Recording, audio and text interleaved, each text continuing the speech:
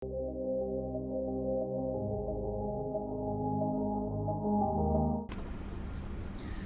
Assalamualaikum warahmatullahi wabarakatuh. Apa kabar adik-adik mahasiswa dan mahasiswi baru Universitas Tidar? Kali ini saya Dwi Novianto dari Electronic Department ditugasi untuk mempresentasikan tentang sebuah kompetisi dana hibah, yaitu KIBM, Kompetisi Inovasi Bisnis Mahasiswa Indonesia.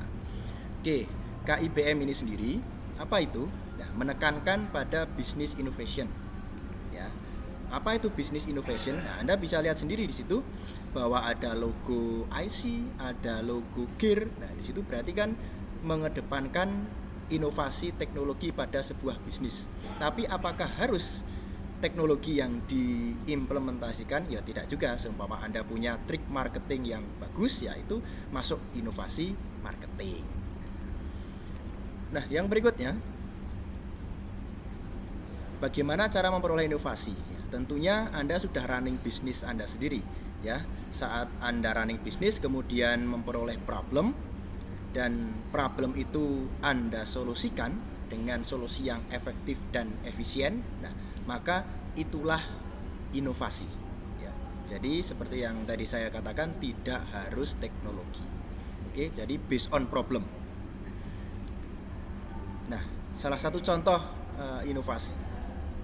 Di sini ada seorang seniman yang memproduksi sebuah topeng yang terbuat dari kertas. Tentunya kertasnya tadinya basah, kemudian dijemur terlebih dahulu di bawah terik sinar matahari. Tapi kan ada problem. Problemnya apa? Kalau saat cloudy gimana? Pasti kan produksinya menurun, ya kan? Nah, kita solusikan. Nah, ini adalah solusinya. Jadi kita buat sebuah box untuk pengeringan, kemudian disematkan sebuah sistem elektronik, yaitu pengontrol temperatur. Nanti kalau seumpama temperaturnya naik, otomatis lampunya akan meredup, dan jika kelembabannya sudah menurun, maka itu tandanya bahwa topeng sudah kering. Nah, inovasi-inovasi semacam itu tentunya tidak bisa dihandle sendiri oleh seniman. Jadi seniman berkolaborasi dengan engineer. Nah, itulah pentingnya kolaborasi. Kolaborasi is a key to success. Oke, kenapa kolaborasi ini adalah sebuah kunci menuju kesuksesan? Contoh di skema KIBM ini.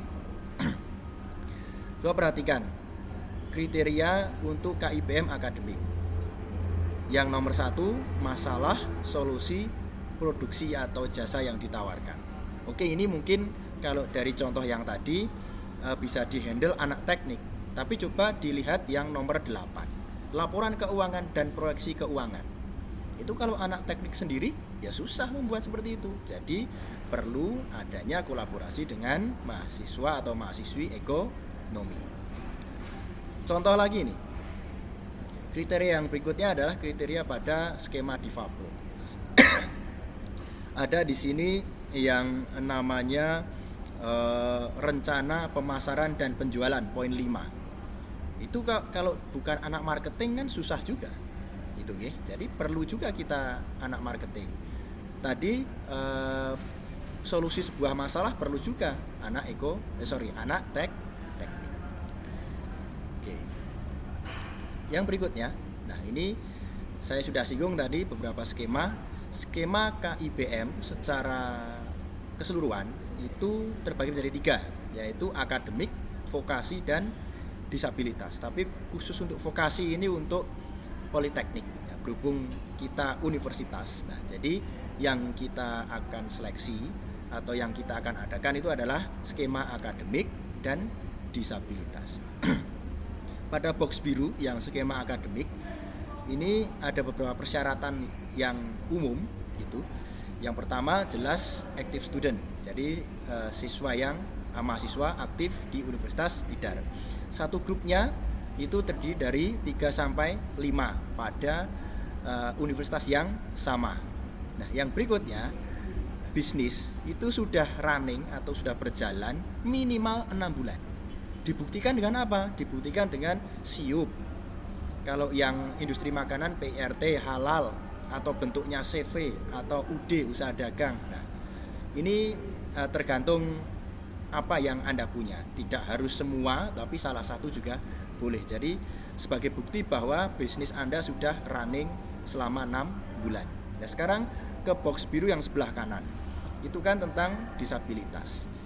Nah, di sini kriteria atau persyaratan umumnya itu adalah ketua kelompok atau ketua proposalnya itu harus mahasiswa atau mahasiswi yang disabilitas, ya, penyandang disabilitas. Nah, grupnya sama 3 sampai 5. Kemudian legalitasnya itu ya sama SIUP, PRT, halal, ya, usaha dagang dan seterusnya.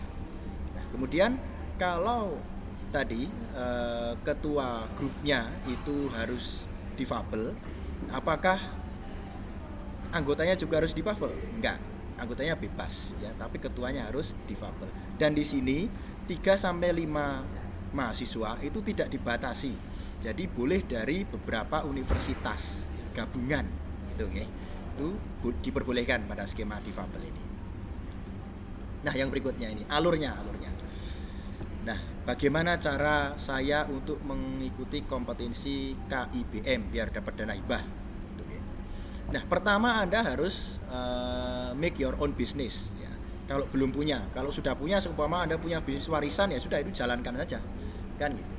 Kemudian yang kedua adalah mencari legalitasnya, diurus legalitasnya, ya. Entah usaha dagang, PRT dan lain sebagainya.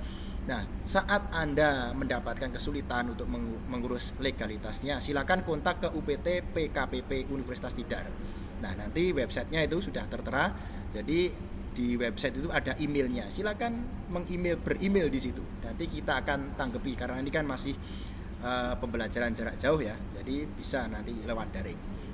Nah, yang berikutnya setelah Anda dapat legalitas, Anda pasti punya pengalaman sulit. Jadi temukan pengalaman sulit itu atau problem itu.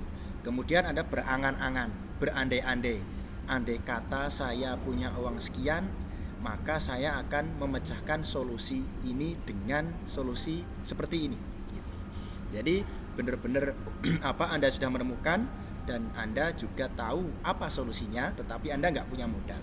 Nah, itu. Jadi dana hibah ini fungsinya untuk memodali Anda menyelesaikan permasalahan. Yang berikutnya, yang tengah, ya, bagian atas itu adalah mencari supervisor. Tentunya Anda mencari dosen pembimbing, ya. Anda curhat ke Bapak Ibu dosen yang menurut Anda enak diajak ngomong, gitu, ya.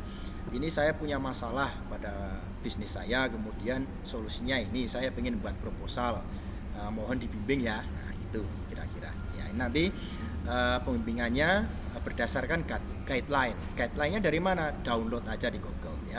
Silahkan googling nanti KIBM 2020 atau petunjuk KIBM 2020. Nanti sudah ada di situ. Kalau kurang mantep, Anda ikut sosialisasinya. Itu ada semacam sosialisasi yang dikoordinir oleh Wakil Rektor 3. Nah, terus kapan sosialisasi itu? Nanti akan diumumkan. Jadi nanti Wakil Rektor 3 menyurati semua prodi agar mahasiswa yang kepingin ikut, nanti bisa mengikuti sosialisasi secara daring. Nanti dari prodi kemudian disebar informasi melalui grup WhatsApp atau email dan lain sebagainya. Nah, setelah Anda membuat proposal, ya, dan dibimbing oleh dosen, kemudian silakan Anda kumpulkan di panitia KIBM. Nah, pengumpulannya di mana? Ya, nanti di sosialisasi itu biasanya diterangkan. Silakan Anda upload proposalnya di link ini. Nah, gitu. Setelah terupload, ya, yang terakhir yang sebelah kanan itu akan diseleksi 15 proposal terakhir. 15 proposal terbaik, ya. 15 proposal terbaik nanti akan diberikan SK pengesahan. Nah, SK pengesahan itu kan ada nomornya. Nah, nomornya ditempelkan di lampiran. Nanti di formnya kan ada SK pengesahan, suruh ngisi. Nah, itu jenengan silakan isikan. Setelah diisikan baru deh diupload di Kemendikbud, yaitu melalui kibm.kemendikbud.go.id. Nah, nanti nunggu pengumuman, ya. Selalu panteng website Kemendikbud itu. Oke, harapan ya. Nah, harapan tentunya dari kami dan pemerintah, itu pemerintah memberikan stimulus uang ya maksimal 15 juta ini. Maksimal 15 juta kepada seorang mahasiswa yang mempunyai usaha.